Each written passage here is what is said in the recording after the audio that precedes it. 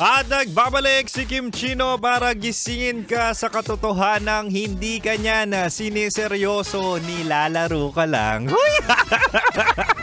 Kaya naman balik Chinitox na tayo, mahal. Usapang pag-ibig mula sa chinito ng buhay mo. At di ba nga sabi ko sa'yo kanina, ibibigay ko ang 3 rason kung bakit dapat sa seryoso ka sumugal.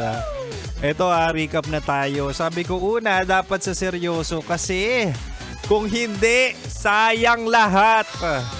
Ano yung lahat-lahat na yun? Lahat talaga. Sayang yung oras, sayang yung pera, sayang yung pagmamahal, sayang yung ka-freshan mo. Kasi nga may kakilala ko, 10 years silang magjowa pero iniwan din siya.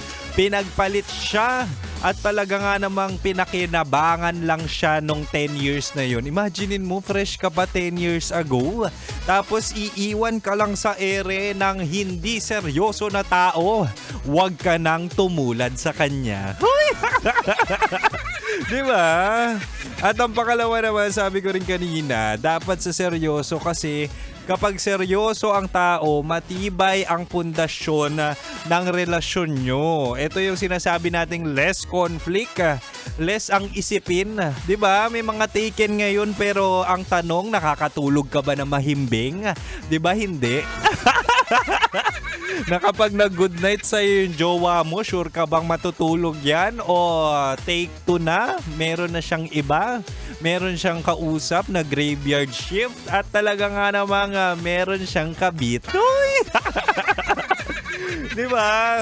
Kapag kasi seryoso yung tao at nararamdaman mong seryoso, definitely magkakaroon ka ng peace of mind at ang relasyon nyo walang butas. Kung magkakaproblema kayo, minimal lang and something that you can work with together. Wow! Masarap yung ganun. Masarap yung seryosong tao na pag-susugalan mo ng puso, pag-ibig at ibibigay mo ang lahat kasi alam mong tatagal pang habang buhay. Yun yung hindi pa nahahanap ni Kim Chino. Huy! Hindi, sarap ha. Sarap kayong mahalin ng taong may plano at kasama ka sa plano niya hanggang tumanda kayo. Diba? Yun ang goals. Yun ang inggit ni Kim Chino.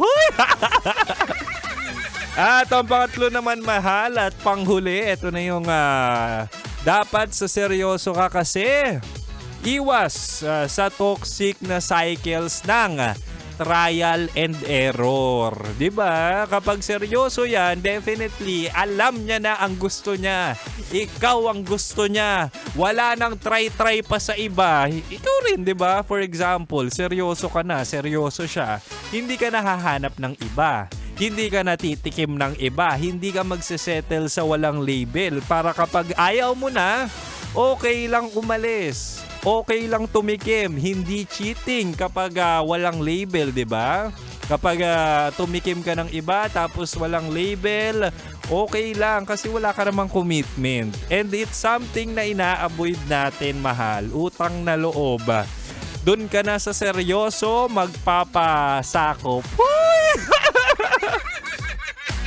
Hindi, totoo naman, di ba? Mas okay magpasakop at talaga nga naman magpatali sa taong seryoso sa'yo at kaya kang panindigan. Ang dami kong kakilala, pinagyayabang agad ang mga jowa nila, tapos kapag may nangyaring masama, iniiwan lang din naman sila.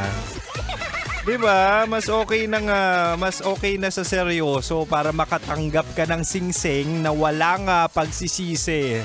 At meron din kasing mga mga nabighani sa mga matatamis na salita at best foot forward ng maling tao. Nung binigyan ng singsing, ay nako, nagpasakop ang ending ngayon. Kasal na sila pero nagsisisi. Ang daming ganyan. Kaya utang na loob, dapat sa seryoso tayo sumugal. Kay Kim Chino ka sumugal, tatawa-tawa lang ako pero seryoso akong mahalin ka. Anyway, mahal, maraming salamat. Ako si DJ Kim Chino, ang spicy opa mo sa radyo. Susunod na po sina Raketera at Titan Jello sa kanilang programang Rocky Secret Files with Titan Jello. Manatiling nakatutok dito lang sa 90.7 Love Radio. Kailangan pa bang i-memorize yan? Basic.